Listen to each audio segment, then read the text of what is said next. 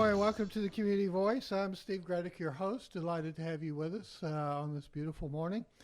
We've got a very special program this morning, a issue that is near and dear to my heart that has been something we've spoken about for years. And let me get a little more volume there. That's good. And we've got in studio Justin Richards, pastor of Bowden Baptist Church. And we've got this Saturday, and our radio stations are a co-sponsor, but we got this Saturday the West Georgia Foster Care Summit. And Justin, good morning. Good morning, Steve. Good to see you. Give us a little description about what's in store this Saturday. Okay, so real quick, just story about myself so that people kind of know. I always have to tell this story for it to make sense. So back in 2009, I was at a conference, and a speaker stood up and said this: if one family in every 3 churches in America would adopt, there would be no more orphans in the United States. And I was like, man, that is way too easy. At that time, we had 2 biological children, came home, talked to my wife, we prayed about it, and then said, where do we start the conversation? And so we reached out to Carroll County DFACS at that time, 200 kids in foster care and 10 foster homes in our community. And so at that point, we were like, man, there's a serious problem. So we got involved through the process of doing all the training, right? Going through the things that we needed to do. And then Caleb, our youngest son, came into our home as a foster to adopt child because we knew probably in the end we would adopt him. And so that started that process and that relationship with Carroll County DFACS and realizing, hey, there's a problem. And then we wanted to figure out how we could help the problem in our community. The word we're using right now is crisis. And so just being in our community, man, there was just a few months after that, or a couple of years after that, was the West Georgia, wasn't the fentanyl summit. It was back before fentanyl was a problem. They had a huge summit here in Carrollton to talk about the drug problem that we were dealing with. I remember driving by Tabernacle, and the parking lot was just packed. I had it for several years in a row. Right. And so when I saw that, I was like, man, this community will respond when they see a need. And so about 8 years ago, we had our first summit at Tabernacle, and had some good response from that and whatever, and things kind of rocked on. We went through the process then of staying engaged with DFACS, actually having 3 more kids come into our home, which we have adopted. And so just recently, just been thinking about the situations, engagement with my wife with Mission Georgia, saying, hey, how can we have this conversation again? So that's what led us to do a summit here in the community again. And so that's what's coming up this Saturday, is an opportunity for us to get people in the room to have conversations about how they can help alleviate this crisis in our community. You kind of blew through it pretty quickly at the first in terms of the problem itself. I mean, it's a peculiar problem, and it's a large problem, but it seems to have an easy solution. For sure. And so I want to give the good news right this morning. I reached out Carroll County DFACS, and so the updated numbers as of today, there are actually 26 licensed foster homes in our community now. Now, the reality is a lot of those homes have children in them, so they're closed, so they can't have any more children. But I said 200 10 years ago. Today's number is 171 kids in care.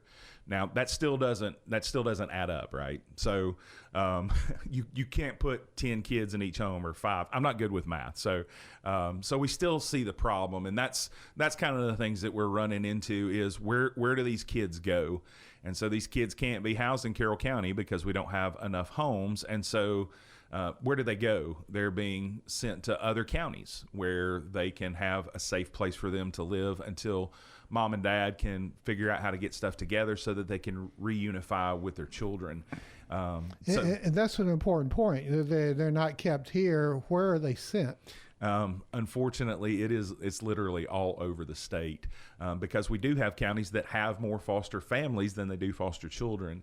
And so one of our daughters was living in Macon, Georgia before she was reunited with her sisters. Long story behind that. But basically just because there wasn't enough room in Carroll County at that time. And then we always mention this, like it's just a scary thing. Statistically, I mentioned this and blew Steve's mind last time we were together. But the state of Georgia spends $3 million a month housing children in hotels across the state of Georgia. That's still phenomenal. I know it stops you every time, and it does me every time I read it. But let's when we talk about that, let's focus on what that means for the kid. So they're taken out of familiar surroundings, and Absolutely. familiar school surroundings, familiar neighborhoods and friends. So tell us about the trauma even that can cause. All right. My wife is going to be so proud right now. So my wife volunteers with Mission Georgia, and she is TBR trained. That is trust-based relational intervention. I told her to write it down for me because I knew I was going to say it wrong. But exactly what you're talking about. I have learned so much in the last 2 years about what trauma does in rewiring the brain. And so as much as we can help these kids have normalcy, it's going to help them. The trauma is bad enough. They've been removed from their home. But if tomorrow morning, if they were removed from their home last night, they can still go back to school and see their friends and see their teachers and know this weekend, like if they get to go on a visit, they're going to their mom's house.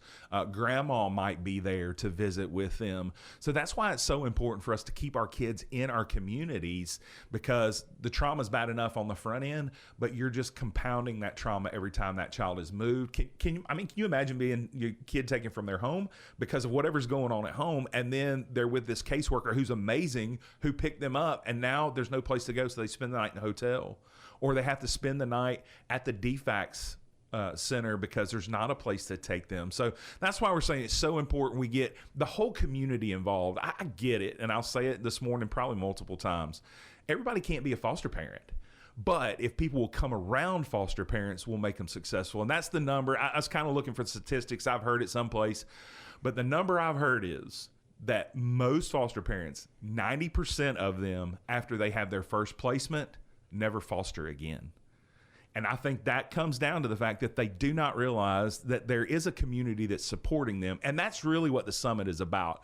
We're getting organizations together in our community that can give that circle of care. So look, if you step up and say, I'm going to be a foster parent, we want that guy that can come cut the grass. We want that guy that can come and give you respite care. We want that lady that can do some grocery shopping for you. Those are things that everybody in the community can do to help out this. What about the support for the foster parents who have a kid that's troubled, that's got psychological issues? All right, so that's where we've been through that process as well, to be able to have that school counselor, like they've already got that connection, but then the counseling that is outside of that, to have those counselors in our community. And a lot of these counselors already know these kids, so they get to work with them already because maybe they're already having some issues. So that's the beautiful thing about coming alongside an organization like DFACS, or we have some outside organizations that are going to be here, like Families for Families, that they provide that counseling to help not just the children, but reality is to help the parents as well. So it is truly a circle of care. Okay, so it's this Saturday, November 4th at Tabernacle Baptist Church. What time does it start? We're going to start at 10 o'clock in the morning. And lunch is provided? We're just going to shout out to Tyus Baptist Church. They are having their barbecue this weekend, and they're providing lunch for us. All right. And then it goes until 2 p.m. That's correct. And the keynote speaker is? Peter Mutabazi. Okay, very good. We're going to get more into the details of that. But let's take a break. We're going to hear from our good sponsors, Oak Mountain Academy, Tanner Health System. We're on Facebook Live, WLBB Facebook Live. Stay with us. We got more after this. Oak Mountain Academy is an innovative school of academic excellence celebrating over 61 years. I'm Patrick Uran, head of school, inviting you to join us on the mountain to see our mission and vision in action. Academic excellence, a faith-based environment, and dynamic opportunities are just a few of the reasons our families choose Oak Mountain Academy. Academic scholarships and tuition assistance are available. For more information, visit us at oakmountain.us. Discover your journey at OMA. Prepare, explore, and achieve. Health is a journey. It's making better choices, even when it's not easy. It's taking care of yourself and the people you love. At Tanner Health System, we're there for you with every step, with primary care, heart care, cancer care, women's care, orthopedics, surgical services, and so much more. We're dedicated to helping you live and feel your best. So let's get on that journey to health. You've got places to be for many years to come. Find us at tanner.org.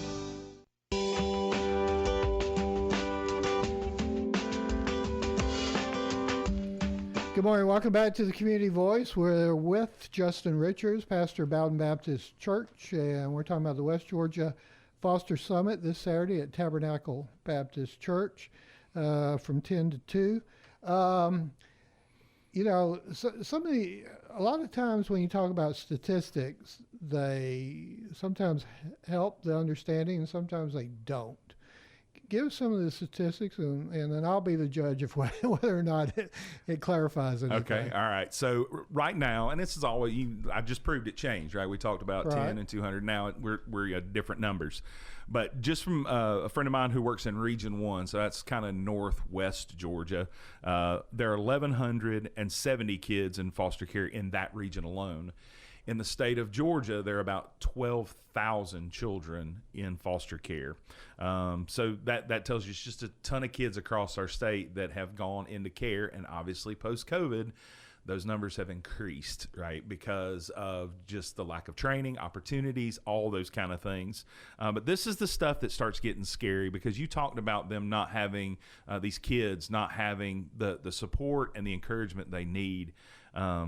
Just scary stuff. So 700 children age out of the system each year after turning 18. So that means when these children turn 18 years old, the state of Georgia no longer has responsibility for them, and they go into our communities.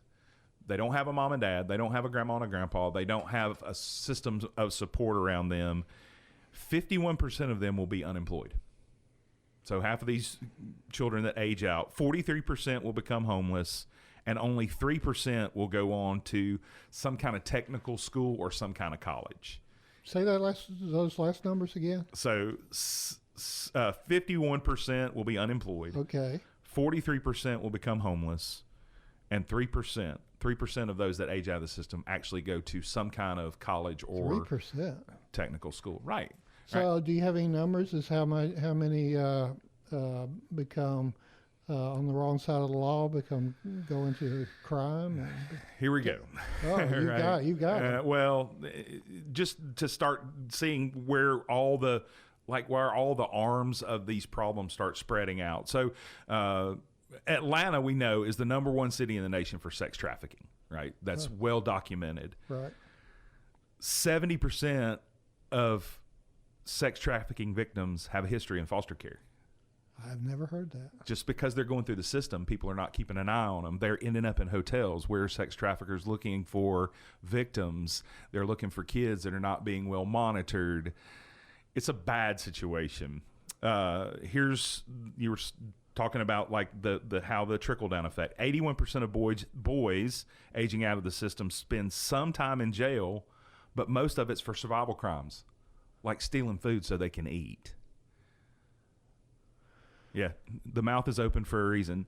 71% of girls who age out of the foster care system will find themselves pregnant within 1 year because they haven't had someone tell them, just practically, wait until you get married before you start talking about having a family.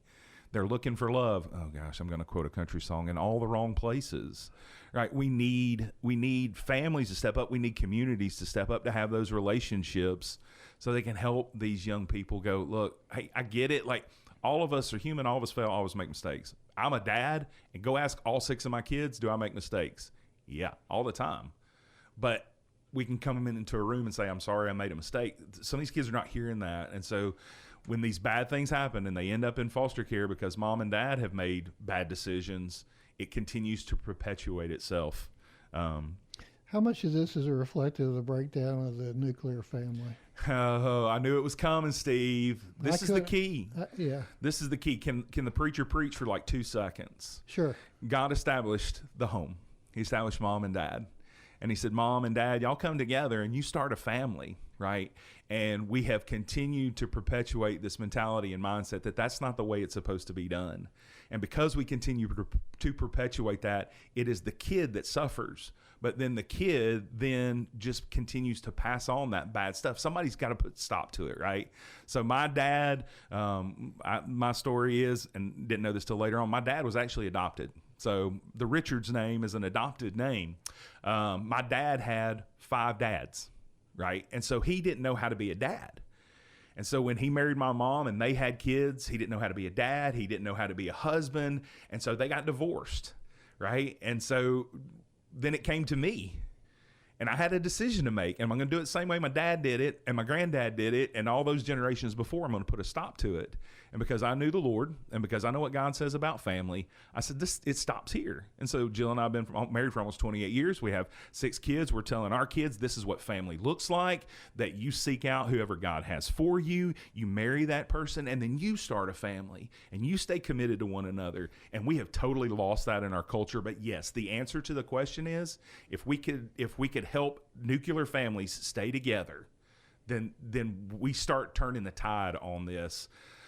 But we're having to have this conversation right now because it's right in front of us. We got 170 plus kids in our community that need the community to rally around them and support them. And this is one of the ways that we can do that, is giving them a safe home and support around them to make them successful and let them know, look, what you've experienced is awful, and I'm sorry you've been through that. There's some people that love you and want better for you as you look down the road.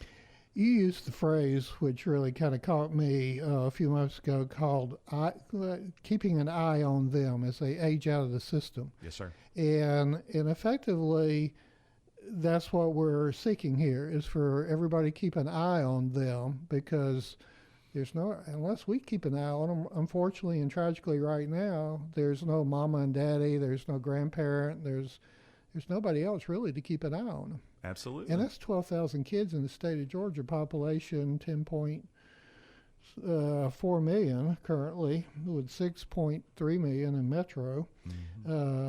But that's a lot of kids. That's Yes, sir. 12,000. Yeah, it's heartbreaking. I mean, like, that's the size of a college. That's the size of UWG. Absolutely. So, okay. Well, let's take another break. We're going to come back. Fascinating show with Justin Richards, the West Georgia Foster Summit. This Saturday, Tabernacle Baptist Church on the bypass, 166 bypass, from 10A to 2P. And the keynote speaker is Peter Mutabazi. There you go. And you get barbecue lunch from Titus Baptist Church. Yes, sir. And the cost to attend is? Free. Including the barbecue? Including the barbecue. All right. We'll be back with more with Justin after this word. Health is a journey. It's making better choices, even when it's not easy. It's taking care of yourself and the people you love. At Tanner Health System, we're there for you with every step, with primary care, heart care, cancer care, women's care, orthopedics, surgical services, and so much more. We're dedicated to helping you live and feel your best. So let's get on that journey to health. You've got places to be for many years to come. Find us at tanner.org. Oak Mountain Academy is an innovative school of academic excellence celebrating over 61 years. I'm Patrick Uran, head of school, inviting you to join us on the mountain to see our mission and vision in action. Academic excellence, a faith-based environment, and dynamic opportunities are just a few of the reasons our families choose Oak Mountain Academy. Academic scholarships and tuition assistance are available. For more information, visit us at oakmountain.us. Discover your journey at OMA. Prepare, explore, and achieve. All right, welcome back to Community Voice. We'd like to thank our sponsors, Tanner Health System and Oak Mountain Academy. We've got Justin Richards, West Georgia Foster Summit this Saturday. Some would say Saturday. Saturday coming up, 10A to 2P. And as we kind of round out the program, we've talked a lot. We've covered a lot so far, and we've already kind of talked about the why of it all. But let's talk about, we talked about what the needs are and what people can do. So let's kind of transition to positive, in the sense that if someone becomes a foster family or becomes a supportive help giver to caregiver to that foster family, what kind of rewards do they get? Oh man, you can't, I don't know how you could ever quantify the rewards that you get. Now, I'm going to be transparent. We were talking about coming in. we're really seeing a lot of the trauma response in our house right now, and it's just hard. Like, What do you mean by that? oh, the things that my kids have experienced now, they're manifesting that. So a reason why a kid pitches a fit in your house a lot of times is they're looking for love. They want somebody to love them, but they just don't know how to translate that, and so they'll scream, pitch fits, whatever they do. And we know that that's what it's coming from. And you learn real quick that when it's trauma, it's not personal. Like, the kid doesn't hate me. The kid's just been hurt, and my child wants love. And so when we see that, like, you get to see those moments when Caleb, our youngest son, like, every night, he's the only one in our house that gives me and Jill a hug before he goes to bed. Like, every night he gives us a hug. And, he's been through a lot, and he still continues to go through a lot because kids are mean. Like, his classmates give him crap all the time. They say, because you're adopted. I'm like, okay. So he has to deal with that, right? He has to deal with that. But then just to see him flourish as a human being, and then as a pastor and a Christian, to see these kids come to faith in Christ, to get connected with a community of believers in church, and to flourish there. I mean, my kids have dozens of grandmas at Bowden Baptist Church and grandpas that are always looking out for them and taking care of them. You're talking about keeping their eyes on them.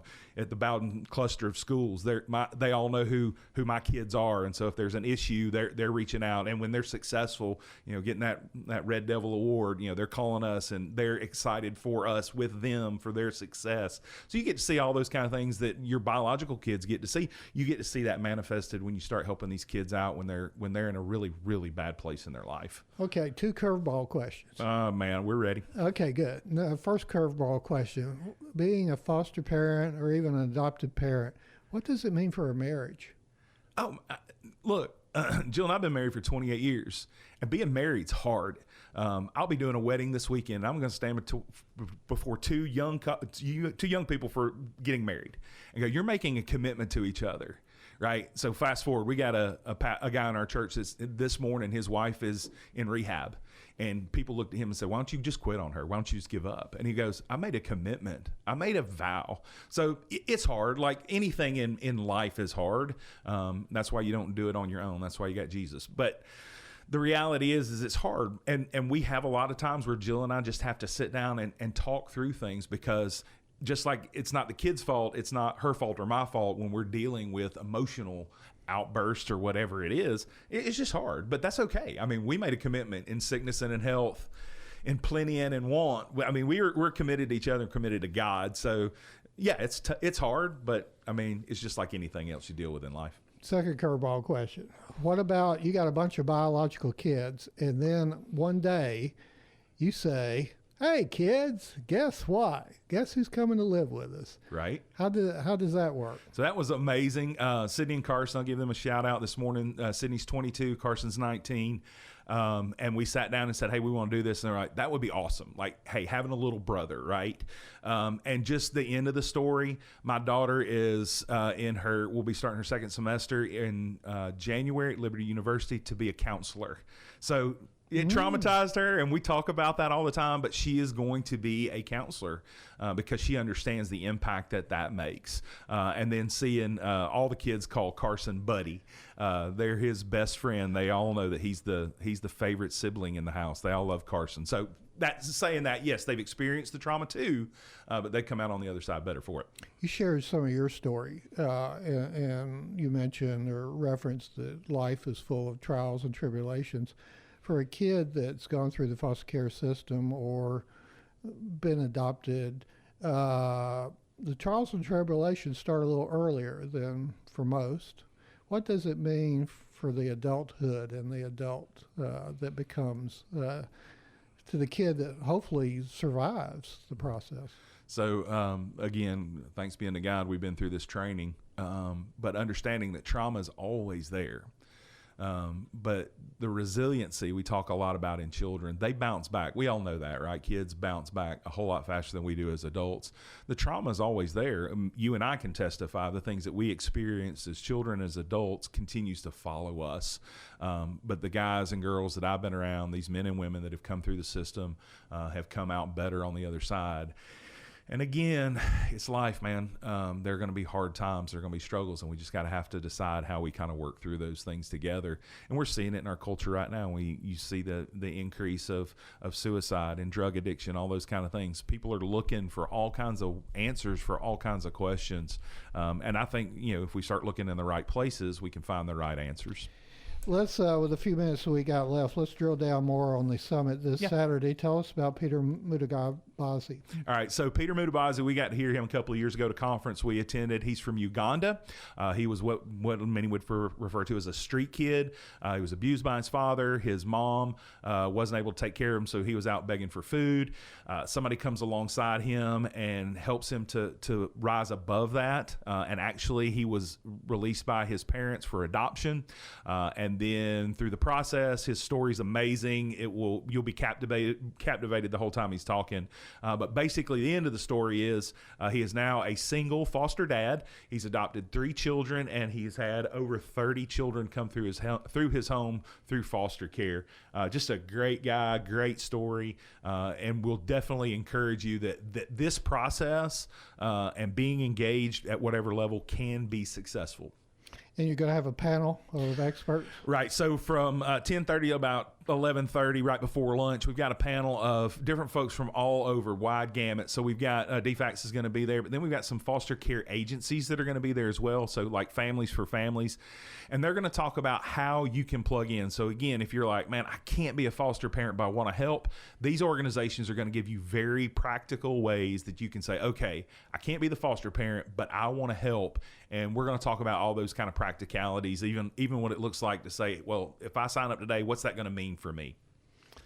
All right. Again, it begins at 10 a.m. There's no charge. It's at Tabernacle Baptist Church on Bypass, 166 Bypass in Carrollton.